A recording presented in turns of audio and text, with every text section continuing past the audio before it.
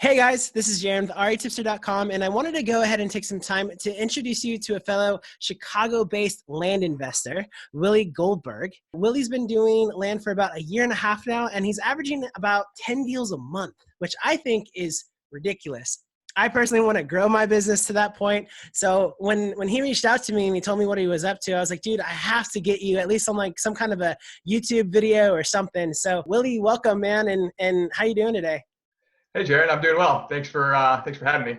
Yeah, man. It's not very common that you run into other young people that are doing this business. And when you were telling me that like you've grown kind of your passive income to like $12,000 a month roughly, I hope you're cool with me sharing numbers. Are you cool with me sharing numbers? Yeah, all good, totally good. Okay, yeah. I mean, when you told me that, I was like, dude, that's the dream. What the heck? How did he do this?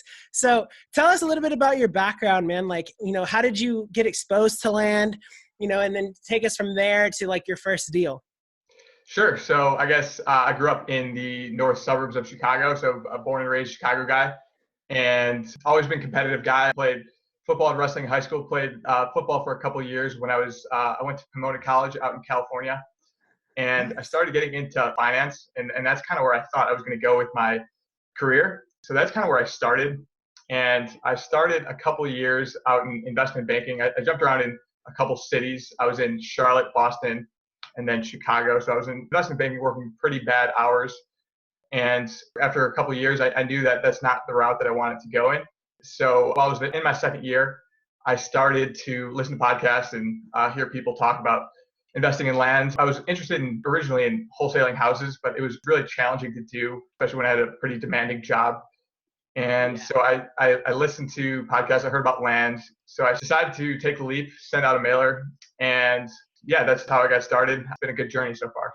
Man, I feel you on wholesaling. Coming from working at Simple Wholesaling in Indianapolis, I think it's like the second best real estate business out there, but land is just better. You just can't get around it. Like, it's just easier. Not trying to be biased here, but like the reason why I did it myself, because I could have personally been like a wholesaler in Indianapolis, but I was like, dude, land is much, much, much, much better. So I'm with you. I'm totally in love with this business. So tell me a little bit about your first deal. What was it like when you sent out that direct mail campaign? Did you have it go to a pre-recorded voicemail, or did it go to like a live phone? How did you set that up?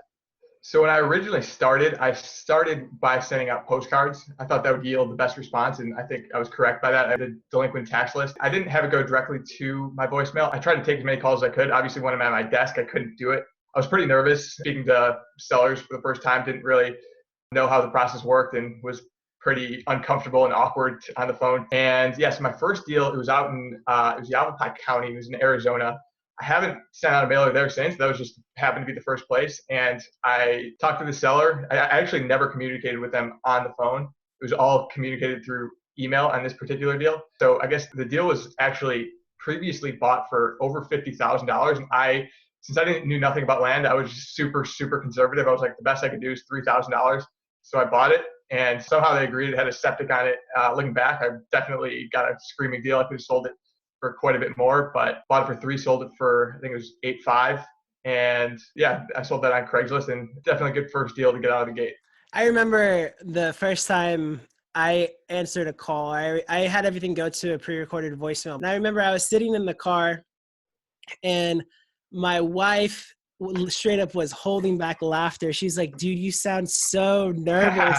You sound so ridiculous. But I remember within the first batch, I talked to this guy. He had a property in southern Indiana, and he lived somewhere in the north tip of the state. I just remember the feeling of like, dang, like this guy is literally selling me a $20,000 property for like $3,000 or like $5,000, whatever the number was. I forget. I think it was around 6,500 or something, but whatever. It was like, whoa, like I just sent out postcards. He called me wanting to sell his property, and it changed, I don't know. I am obviously a kid in a candy shop when it comes to this business. So tell me about how many deals were you doing when you first got started? Did you have like this epic plan of like, one day I'm going to have $12,000 in passive cash flow and like I'm going to do 10 deals a month? Or was it just kind of like, I'm just trying this out and trial and error, just kind of throwing things at the wall and seeing what sticks? Yeah, so I definitely did not have that plan. I didn't even offer owner financing at the beginning. So I would say during the beginning, I was not doing that many deals. I ended up doing just over 50 my first year. Nice. So April to March of the following year. When I first started, it was definitely super slow. So I did that first deal, and then I think there was a 2-month period where I didn't do anything. I was buying up a bunch of property, trying to figure out what markets to invest in and find my niche. There was definitely a building period. Yeah. But I kind of just leaned in, and I think that's really what was important for me, is just kind of leaning into some of the discomfort, and even when having inventory properties, just continue buying and just know in my mind that they will sell. So I just kept buying a bunch of different areas. Some were selling, some weren't, and just kept leaning in, and just kept buying property. And so November was a big month for me. I think I had like 6 or 7, and then just at the end of my first year, that month I think I had 10 or 11 or something like that. Definitely built up the learning curve, and then it started really take off from there. That's awesome, man. In November, what was the tipping point, or what was like the key thing that like really changed the game for you in order to do more volume? Was it owner financing or? Yeah, so owner financing was definitely the tipping point for me when I started to get a lot of sales. Yeah. And that was in March. I think November just happened to be a good month. I was starting to get systems in place and learn where to market and how to market, and talk to people on the phone and be persuasive. But in March is really when the tipping point for my business was, when I started offering owner financing and I started getting a ton more sales. There's so many more buyers out there, and cash flow started coming in. Yeah, so I just started building up my portfolio of notes, and yeah, so I've never looked back since I first started offering owner financing, and definitely don't regret it. So I have a couple questions related to that. First, what is your typical like acquisition cost? Yeah, when I started, it was probably between 1,000 to 2,000 was what I was trying to go for. Okay. I had some that were a little bit bigger. As I've obviously progressed, my deals have gotten larger. Today, I'm still buying the ones that are in that price range, but I've also started diversifying into where I'm buying property that are $5,000, $10,000, $15,000 acquisition prices, and trying to get a good mix of that. So, I mean, there's property on my website for all different types of price points of buyers. So when you first got started, how much money did you have set aside for, ongoing marketing and acquisition price? Like, did you say like, okay, I'm going to spend like X amount of dollars per month on marketing, and I'm going to try to buy like 2 or 3 deals starting off with at this price? How did you set all that up? So when I started, I had a bit of money saved up for my previous job. So I actually probably had more than you definitely need. I put in 50 grand into just a different checking account, which I committed for acquisitions and marketing and the like. So I really wanted to just go all in. And so I started sending out mailers and using those funds. It took me a while to build up to around 50,000 in inventory, but over time I kept buying and investing and building up my inventory. So that's really cool. So you didn't get into any loans or private lenders or partners or any of that. You built this thing from good old sweat equity. Yeah, from the beginning, it was just savings I built up from my jobs. That's awesome, man. That's really awesome. So in the beginning, or at the point as you started progressing, when you developed a system, what did you have to track or figure out to be like, okay, if I want to do 5 deals a month or 10 deals a month, I need to spend X amount in marketing? Or, how did you kind of reverse engineer how much you need to be putting out in terms of marketing? And do you always put it out and then consistently and just buy and buy and buy and then just wait for things to sell off? Or do you kind of do a big campaign and then buy a bunch of property and then shut off marketing and then, turn it on and off? What's your approach there? Yeah, so in the beginning, I was more of the on and off approach. I would just send out a mailer and then buy some properties. And in some cases, I had some pretty successful mailers, just buy a bunch of properties and then learn how to market and sell. And then once I get a couple of those sold, send out another one. Obviously, since then, I've developed good systems where, I don't have to do everything in my business anymore. I have virtual assistants who've been pretty vital in my growth. And I quit my job in June of this year. So I've had a lot more time to commit to consistency and building systems and focusing on just, making everything a little bit more smooth. What I try to do is I try to buy 3 properties a week. If I'm buying 3 properties a week, I imagine I'll sell 3 properties a week. Maybe not this week, but going forward. So I think that's really what my key metric is that I'm trying to accomplish, is buy 3 properties a week.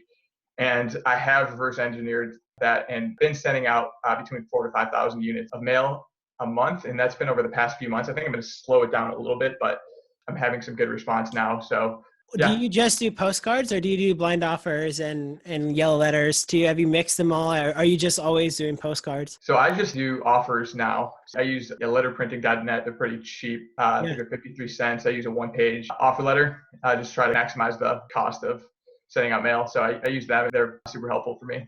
What percentage of quote unquote market value? It's super relative and in land, but like, are you doing, 20 cents on the dollar, 30 cents on the dollar? What are you doing as your kind of blanket approach?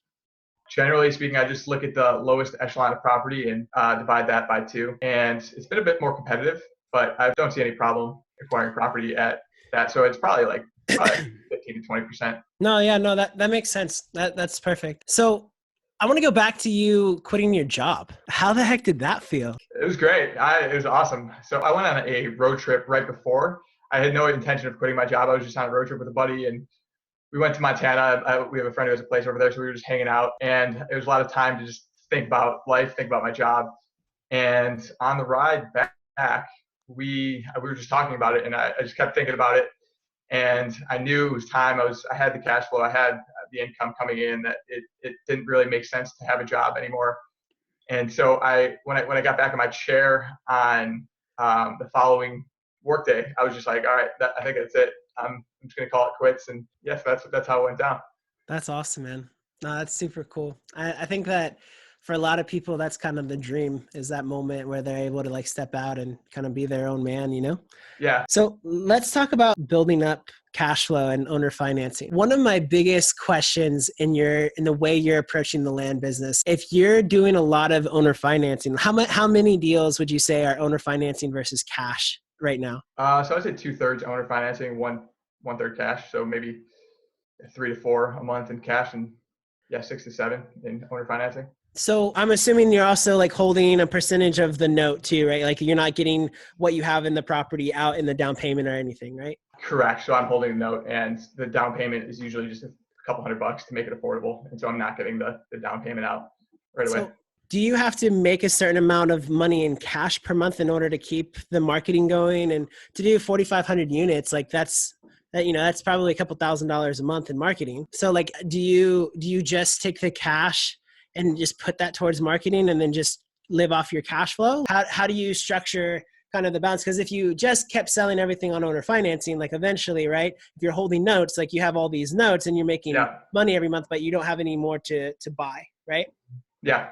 I guess cash flow is a little bit of a challenge in the business. It's not my goal. It's not what I'm really gunning for. So I guess, like I said, I started with about 50K in that checking account, and that amount has gone up a little bit. So cash flow is still a little positive, not a lot, but what I'm really trying to do is just build a portfolio of assets, and that's really what I've been driving to do. So I started with about 50K in the bank, no assets, and then over time I've built up to combined with receivables and land that are currently marketed, a little over 600,000. So I'm fine not having the best cash flow, but just building a portfolio of assets that are performing. And so I still have enough capital in the bank to where I can continue buy 3 a week. And I've been selling about three or so a week.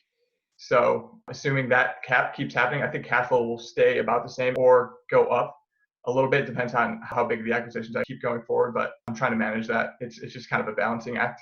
No, that makes a lot of sense though, because the approach is just totally different. The goal with your land business isn't for it to be a cash cow. It's to literally be a passive income stream. It's a lifestyle-based business, right? So that makes a lot of sense. So you take a lump of cash that you saved up and then you use that to get as much owner financing situations as possible. And then you just build that monthly cash flow up and up and up. And as long as you're maintaining roughly that balance so that you can still buy the amount that you're wanting to buy per month, then you're able to just grow that infinitely. So that makes a lot of sense. Yeah.